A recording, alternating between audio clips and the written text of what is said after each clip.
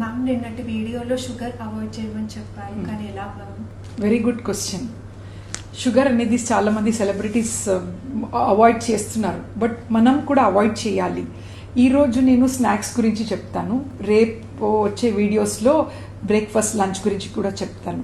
So snacks అనేది మన ఇండియాలో చాయ్ బిస్కెట్ అనేది కామన్, ఎస్పెషల్లీ తెలంగాణలో.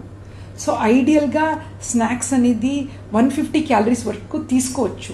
బట్ మీరు గమనిస్తే 1 ఇండియన్ టీలో ఆల్మోస్ట్ 100 క్యాలరీస్ ఉంటుంది.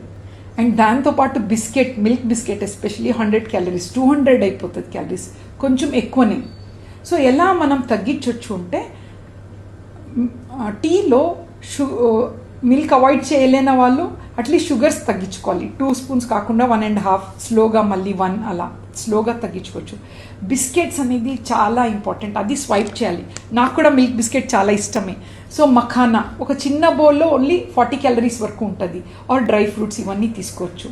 అండ్ ఇంగ్రీడియంట్స్ బైట్ చేసేటప్పుడు ఓఎస్సి అనేది ఫ్రక్టోస్, మాల్టోస్, సుక్రోజ్, ఇవన్నీ గ్లూకోజ్, ఇవన్నీ అవాయిడ్ చేయాలి.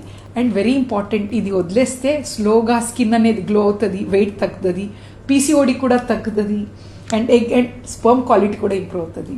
సో ఈరోజు బిస్కెట్ అవాయిడ్ చేస్తే రేపు మీ బాడీ మీకు థ్యాంక్స్ చెప్తుంది.